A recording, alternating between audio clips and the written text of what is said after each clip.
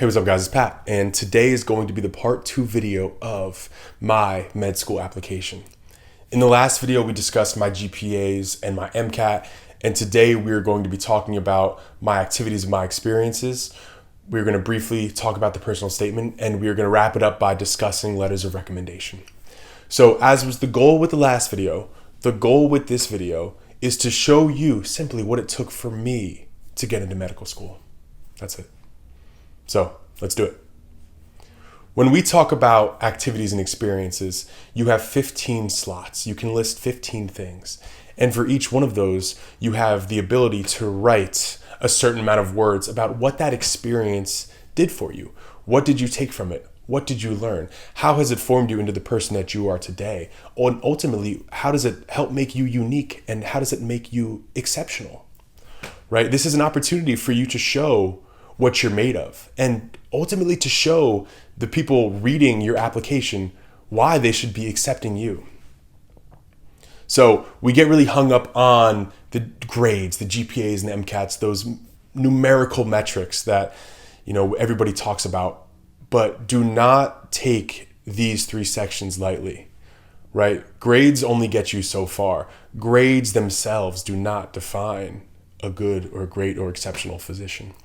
So here's an opportunity to show your stuff. So when we talk about the activities and experiences, you have 15, like I mentioned. You can write a little bit on each one. You have 3 that you can delineate as your most meaningful. So for me, my 3 most meaningful, as you could guess, one of them was nursing.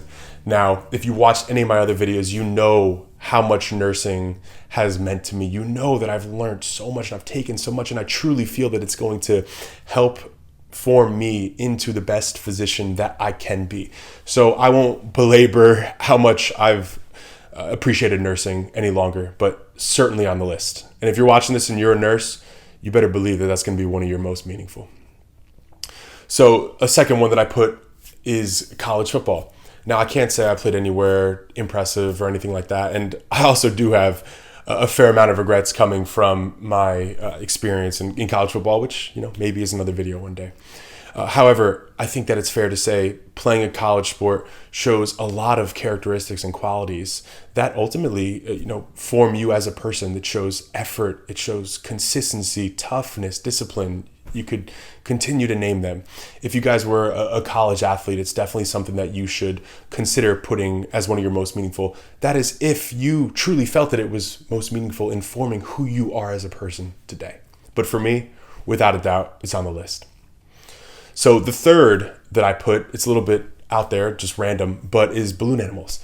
I started making balloon animals a long time ago. I had to do community service hours, and I did it at a carnival. Thought I would do my 2 hours and never come back, but I really just fell in love with doing it.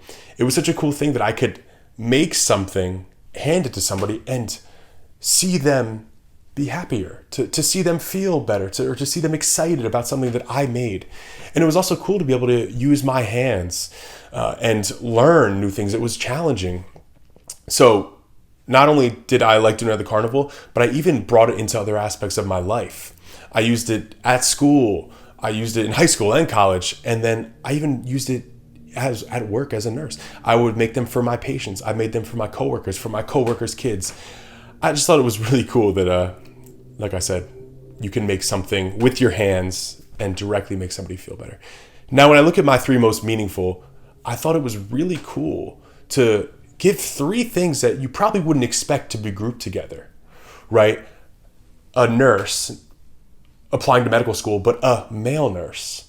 Then you talk about a nurse in college who played football, and then they made balloon animals. Everybody has these things that make them unique. This was really my way of showing, hey, I'm a versatile, multifaceted person, and this is what I'm going to bring to your school. Okay, so those were the 3 most meaningful. Next, we're going to get into the other 12 or so that were still meaningful to me, but I didn't find them to be my most meaningful experiences. And I'm going to explain this a little bit, but more list them. I'm cheating a little bit. So first is the CCRN. I think that's critical care registered nurse. You can get that after about a year of working in an ICU, and it just shows you know your stuff. It really wasn't too bad of a test, but shows you know your stuff, and that's a cool thing to have, especially as a nurse. And ultimately applying to med school worked out for me. So next, I had that I was an Eagle Scout. If you are past the age of 18, unfortunately, I don't think this is something that you can go back and do, but I feel very lucky that my parents pushed me to do it. I think that being an Eagle Scout shows years of consistency and discipline, and it's something I'm very happy to be able to have on my application. So next, I discussed a couple jobs. The one that I decided to put on was working as a custodian at my high school in the summers between my years of college. And I briefly discussed what I learned from it, what I took from it, and how I think it's helped form me into a better person. So now we're going to get into a little bit more of volunteering and community service. And I did a handful of mission trips, but I named 3 that I went on. Some were in country, some were out of country. And I just described what I did on each one of those and what I walked away from those experiences with, and how I believe they helped form me into a better man. We did multiple community service days in undergrad, discussed those. We did these things called field days with the football team, which I thought were really cool, where we hung out with a lot of the children in the community and we played games with them. This was super cool for me because I was actually able to make balloon animals for the children of the community in which I went to school in. And this was really fun that I could take one of my other skills and include it in some of these other community service activities. And I thought this was always a really cool thing for me to be able to do. So but I also discussed fitness, that I've been exercising for over a decade, how important it is to me. And not only are you listening to these, but you're explaining, again, why you think that this experience has made you into an exceptional person, right? So what has fitness done for me? What qualities has it instilled in me? What lessons has it taught me? All these things are going to go in your little blurb. And I also discussed rock climbing, which I started to do while I was working as a nurse. Haven't been able to do as much in med school, just time-wise.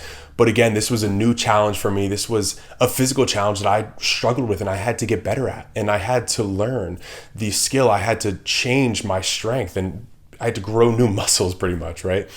So that was a really, really cool thing. And I felt that it showed that my versatility as a person. So finally, I got a couple of awards in undergrad within the nursing school as well as the athletic department. And I thought this was a cool way to wrap up my activities and experiences, because at the end of the day, there's something to be said for doing it, but also doing it pretty well. So getting those awards and be able to write those down was a really cool thing. So just to give you guys some numbers of hours that I had overall, around 6,000 hours of clinical experience. Now, all I did for this was say I was a nurse for 3 years, 3 times 2,000, 6,000. If you take into clinicals and undergrad and all that stuff, it may be more, but keep it simple, 6,000 hours of clinical experience. And then calculating what I had on my application, I said 400 hours of community service and volunteering. So that's my activities and my experiences. I hope you guys were able to just get some insight into what it took for me to get into med school as far as those go. So next, we're going to discuss the personal statement a little bit.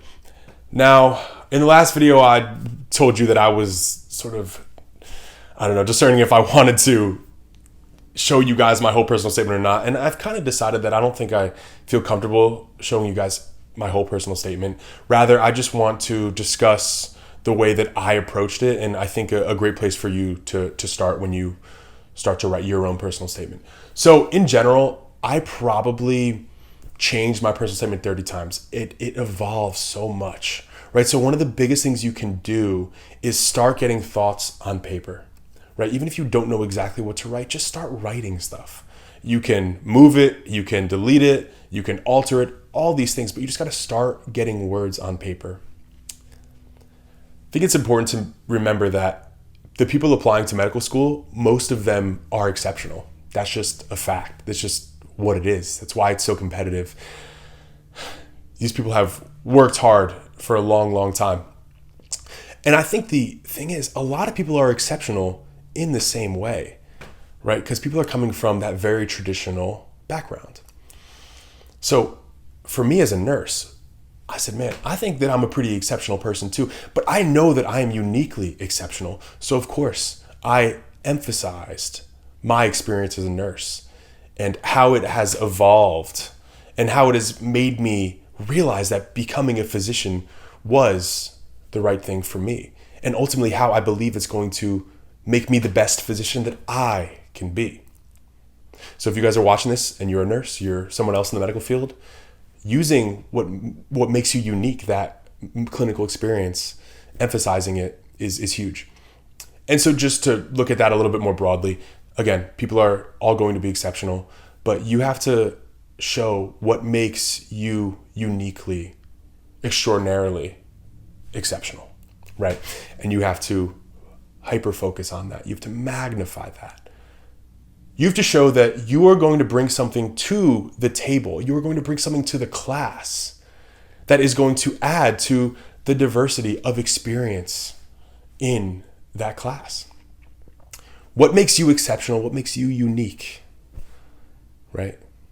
And I think if you focus on that, you're really starting off well with your personal statement. So we'll leave it at that. If we want to dive back deeper into that, you guys let me know, and maybe we can look at mine a little bit more, but hopefully that is a good start. Okay. So finally, we are going to discuss the letters of recommendation. So first thing you have to do really is look at the schools you're applying to. And a lot of them have different sort of letter of recommendation requirements. You may need 2 science, a non-science, a non-clinical, a clinical, all these different things. And ultimately, you want to see if those requirements are hard requirements or soft requirements, whether that's using the website or reaching out to admissions. But for me, after not only applying to schools that didn't require prereqs, but also making sure that my letters of recommendation would be in line with their requirements, that's how I ultimately formed my list of schools that I'd be applying to. So I had 2 letters of recommendation from attending physicians that I worked with. I discussed in a prior video, which was I think called Relationships with Physicians.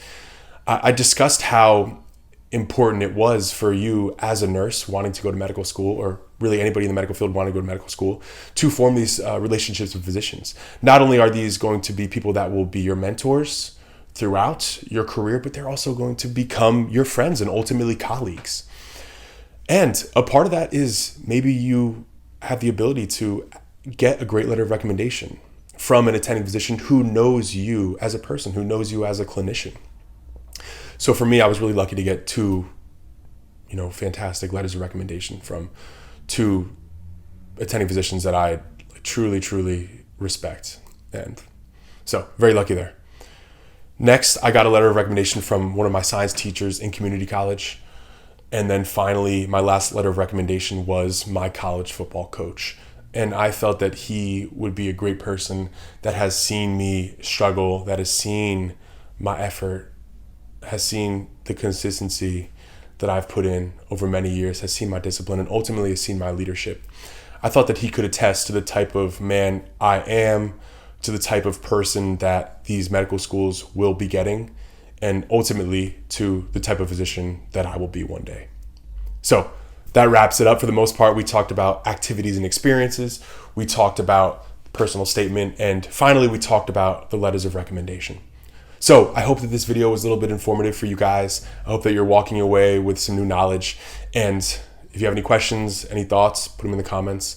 And I look forward to the next video. Peace and love.